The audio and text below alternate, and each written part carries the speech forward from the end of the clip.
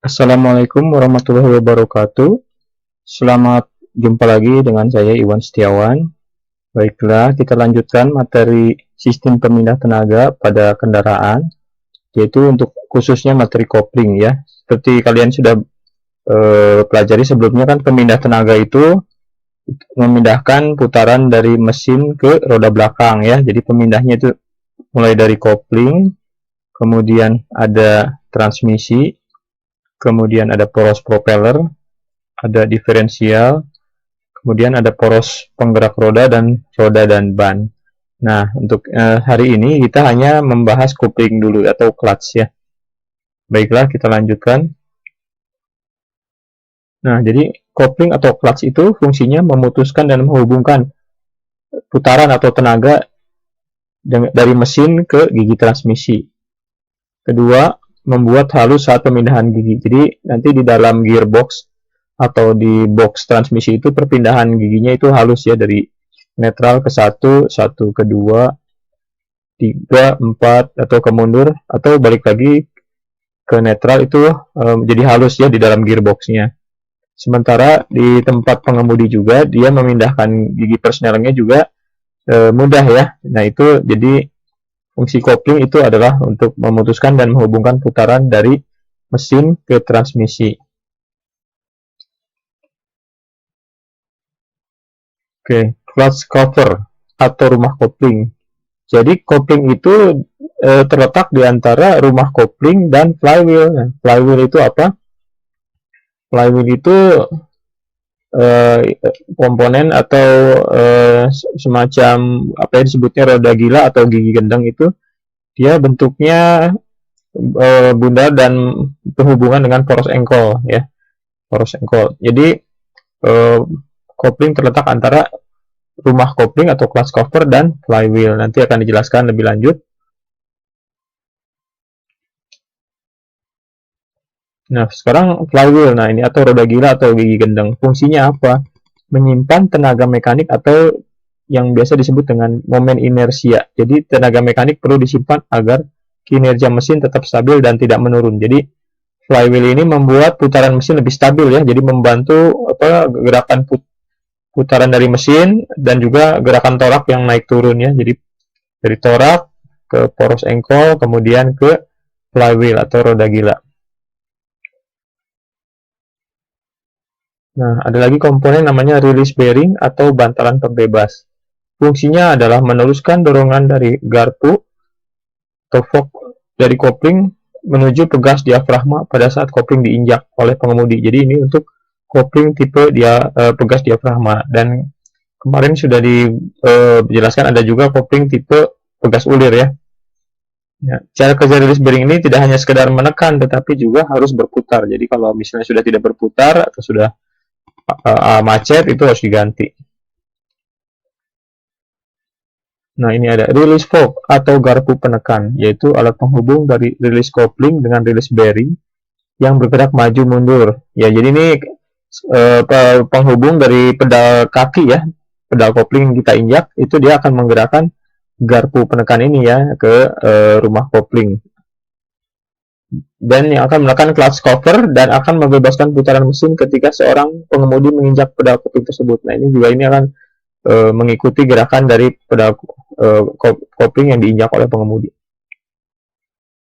Selanjutnya ada lagi master cylinder untuk mengubah tenaga mekanis dari pedal menjadi tekanan hidrolik.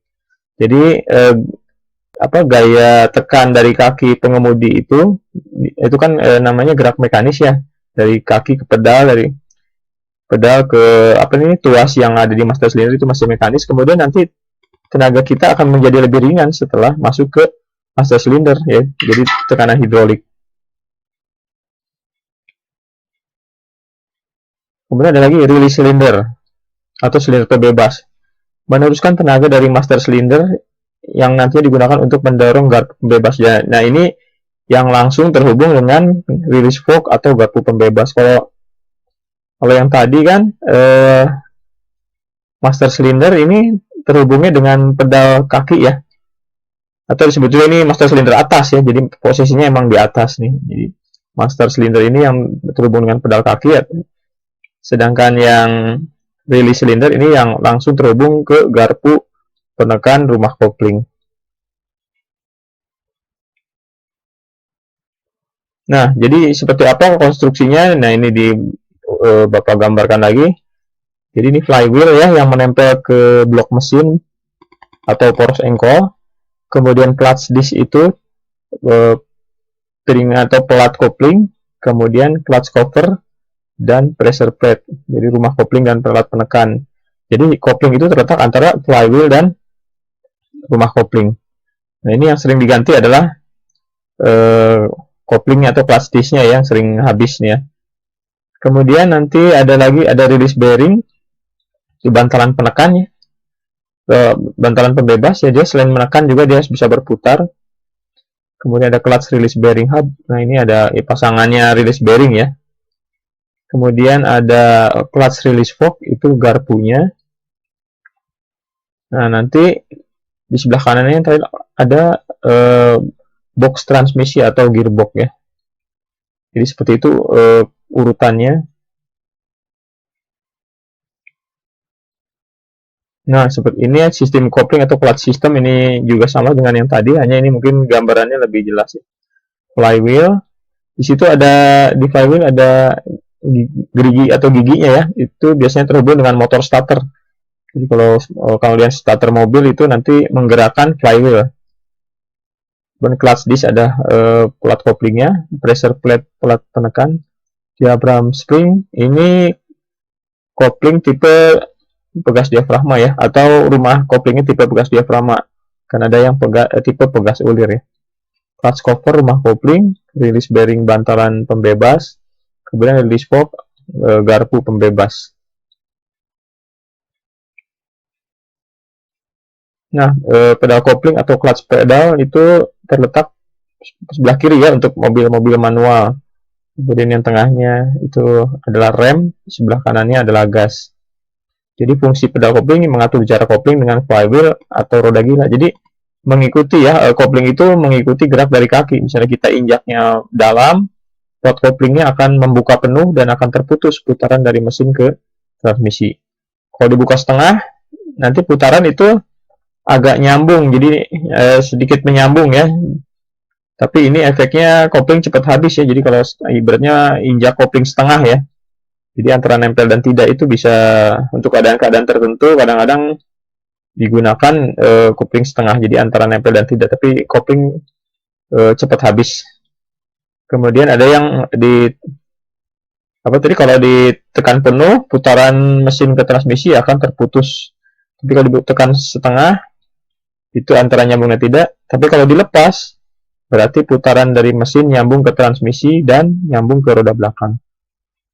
Yang kedua, untuk meneruskan atau memutuskan, nah ini, jadi mengatur jarak kopling dengan flywheel, kemudian meneruskan atau memutuskan aliran putaran dari mesin ke sistem penggerak sampai ke roda. Nah, ini konstruksinya ya, secara utuh. Ini pedal kaki yang diinjak oleh pengemudi. Kemudian gerak mekanik ini akan mendorong master cylinder, di situ ada oli kopling. Ya, terjadilah tekanan hidrolik, jadi tenaga kita ringan ya, jadi tenaga kita yang cuma sedikit tapi bisa mengerem bisa menginjak kopling yang tekanannya tinggi ya, dari pedal ke master cylinder. Flexible hose itu selangnya, release cylinder itu silinder pembebas ya, jadi dia juga terjadi gerak hidrolik ya, tenaga hidrolik juga lebih ringan lagi, nanti akan menggerakkan release fork atau garpu yang menekan release bearing ya, release bearing menekan clutch cover atau rumah kopling. Nah, mungkin itu materi dari saya hari ini. Jangan lupa dalam setiap kegiatan kita mengawalinya dengan berdoa, dengan bismillah, dan mengakhirinya dengan alhamdulillah. Dan juga untuk kalian jangan lupa mengisi absen ya, untuk laporan ke kurikulum dan juga untuk penilaian sikap. Dan jangan walaupun pandemi tetap semangat belajar ya. Mungkin itu dari Bapak. Tugas-tugas juga jangan ditunda-tunda ya. Bila mana ada salah-salah kata mohon dimaafkan. Wabillahi taufik wal hidayah. Wassalamualaikum warahmatullahi wabarakatuh.